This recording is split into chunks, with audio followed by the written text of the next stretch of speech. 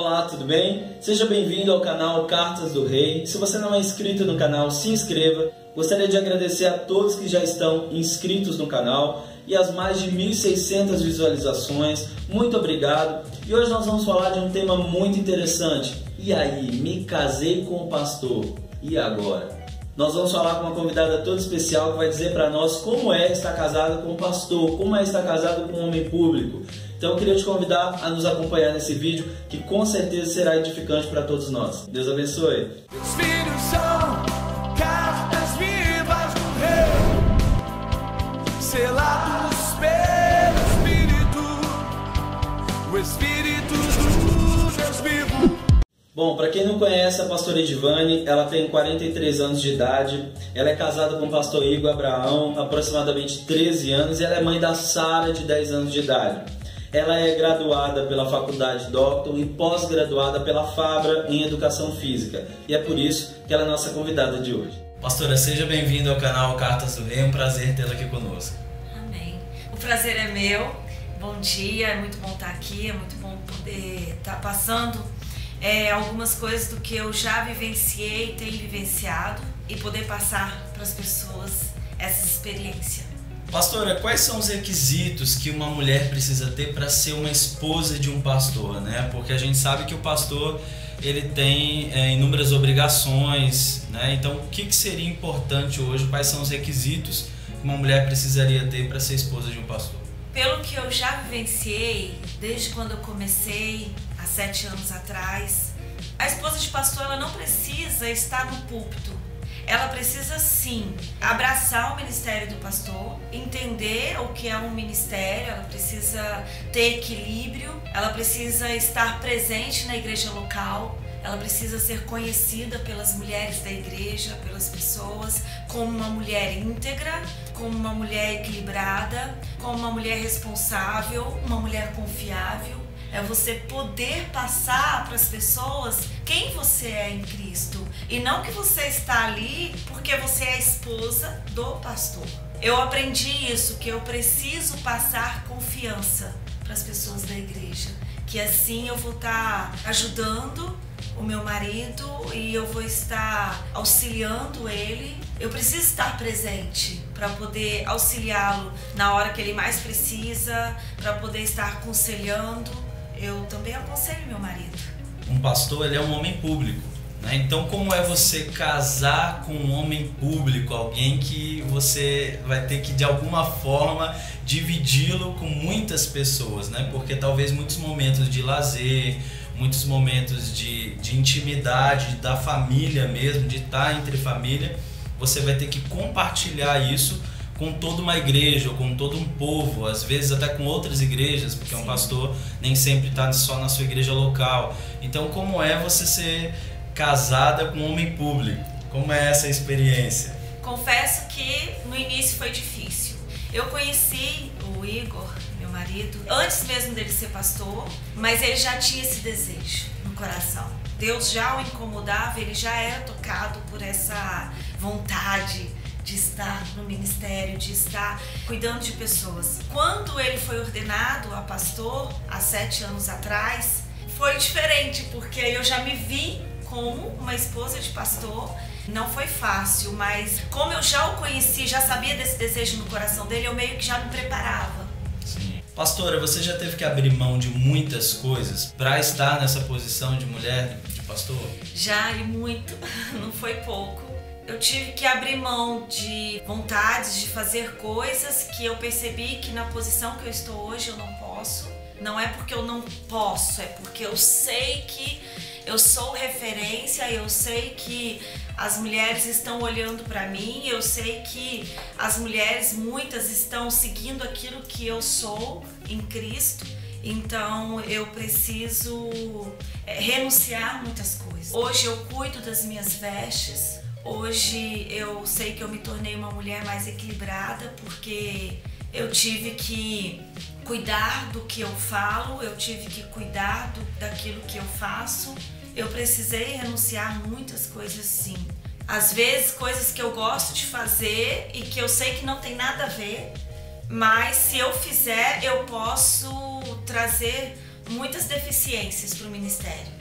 Muitas mulheres podem olhar e falar, ah, ela fez, então eu vou fazer. Mas as mulheres às vezes não estão preparadas para fazer aquilo. Pastora, existe muito preconceito e exigências para uma família pastoral, porque a gente tem essa noção, por exemplo, um filho de pastor, ele sofre muito, porque ele não pode ter determinadas condutas, porque as pessoas vão dizer, ah lá, olha o filho do pastor, né? A mesma coisa vai acontecer com a mulher do pastor, ela não pode ter determinadas condutas, porque vão dizer, olha a mulher do pastor fazendo isso.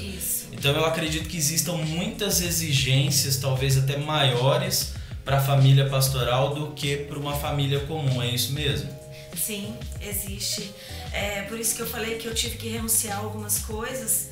E assim, eu me lembro que há muito tempo atrás eu descobri algo, né, no meu corpo devido a algumas situações que eu já passei no passado, né, perdas de entes queridos. E aí eu guardei isso no meu coração, eu ainda não tinha essa maturidade que com as experiências eu obtive, né? Isso criou em mim uma gastrite crônica devido a essas perdas, né? E uma vez a pediatra da minha filha, ela acompanhou todo o processo e aí ela falou, nossa, tudo isso que você tá passando, isso é angústia, não se preocupa.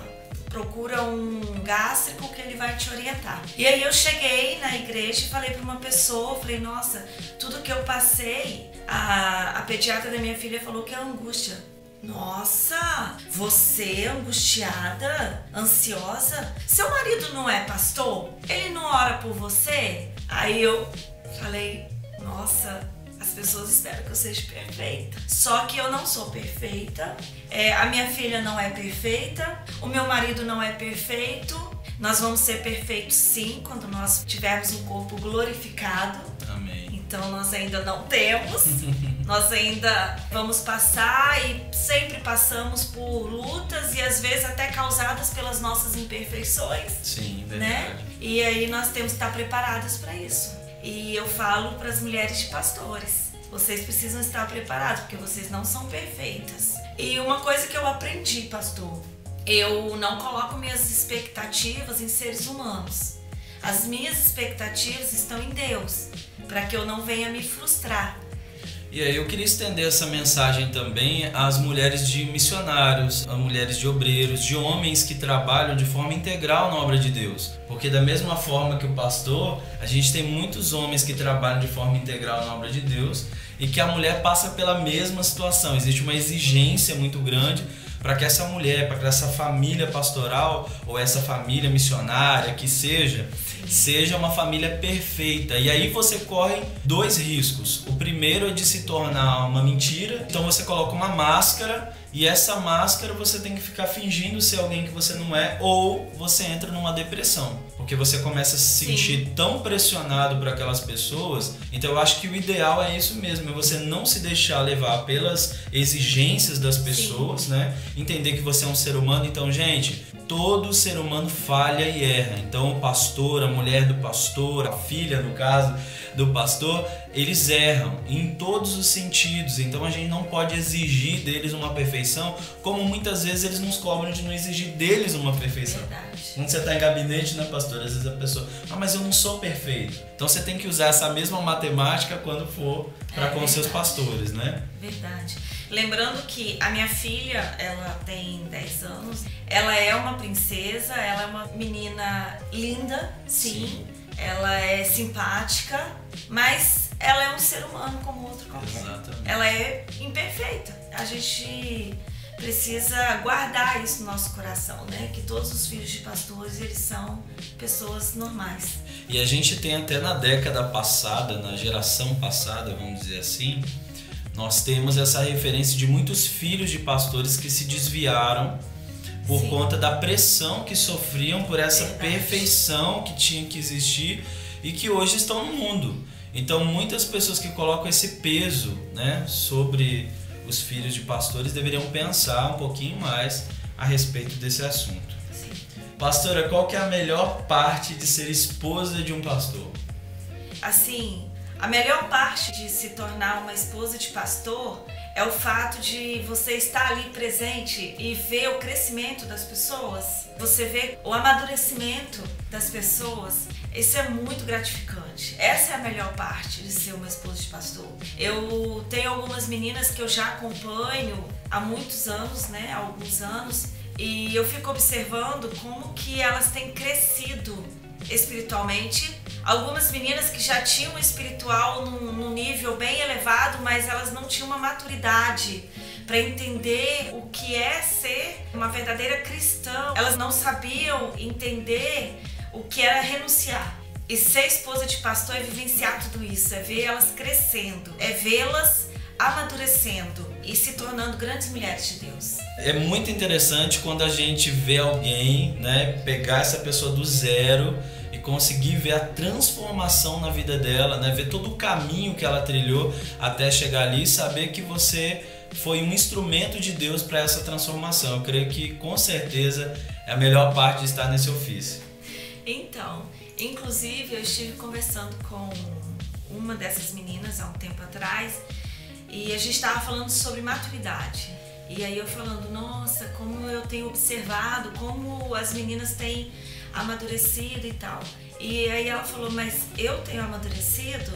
Aí eu falei, nossa, você não percebe como você amadureceu desde que eu te conheci até hoje. Você amadureceu muito, você cresceu muito, você se posicionou. Hoje você se posiciona em algumas situações que antes você não se posicionava. Você deixava as coisas irem. Hoje não, você tá ali, você continua mesmo, mas você amadureceu, você se posiciona.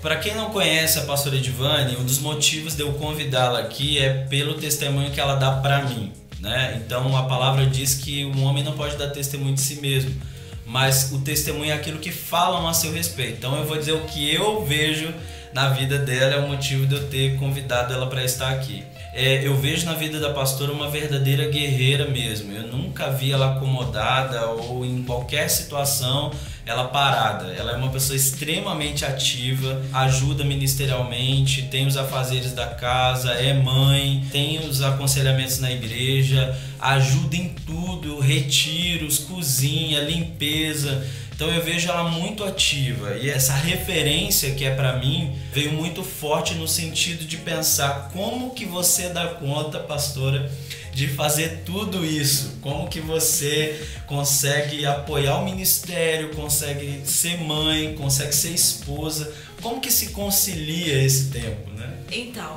tudo isso eu aprendi com a minha mãe. A minha mãe não é cristã, mas ela sempre foi uma mulher submissa, uma mulher que sempre respeitou, né, meu pai, sempre respeitou aquilo que ela tinha que fazer dentro de casa. E ela teve que ir mudando aos poucos referente ao quê? A ter as coisas lá fora também, a cuidar dela. Apesar dela ser uma pessoa simples, né, minha mãe é uma mulher muito simples, mas ela passou isso pra mim, né? E com o passar dos anos, eu fui aprendendo mais. Então, com a evolução que foi tendo o mundo à nossa volta, né? Eu tive que mudar algumas coisas em mim. Aprendi com a minha mãe a me submeter ao marido, sim, aprendi com ela a ser submissa e a cuidar da casa, a cuidar dos afazeres, aprendi com a minha mãe. Como eu já cresci com isso, foi mais fácil. Hoje reconheço que preciso dar uma paradinha, porque sobrecarrega, porque eu tenho uma filha que está entrando na adolescência, ficar totalmente envolvida com as coisas da igreja também sobrecarrega na minha casa. Então eu estou aprendendo a ter equilíbrio. Eu não vou largar as coisas do ministério, não vou largar, e também não posso deixar a minha casa largada. Eu preciso ter um equilíbrio, porque eu preciso estar assim focada na igreja local, estar ajudando, e preciso estar focada na minha casa, e eu preciso estar focada naquilo que Deus tem para mim a partir de hoje. Amém. Pastora, qual o conselho que você daria às mulheres que se casaram com homens de chamado integral ou homens com chamado eclesiástico, né? Como você, né? Que estão nesse papel? O conselho que eu dou para as mulheres é que nós devemos ser exemplo Nós devemos aprender a andar sempre em amor. Sermos exemplos nas nossas vestes. Cada um olhar para si mesmo e falar, eu estou sendo realmente uma esposa de pastor nas vestes? O que eu vou passar para as minhas lideradas? Eu sou o exemplo? Então nós precisamos ser influenciadoras em tudo. Nós precisamos ser encorajadoras também. Precisamos ser motivadoras, discretas. Precisamos ser muito discretas. E precisamos ser equilibradas, como eu já falei.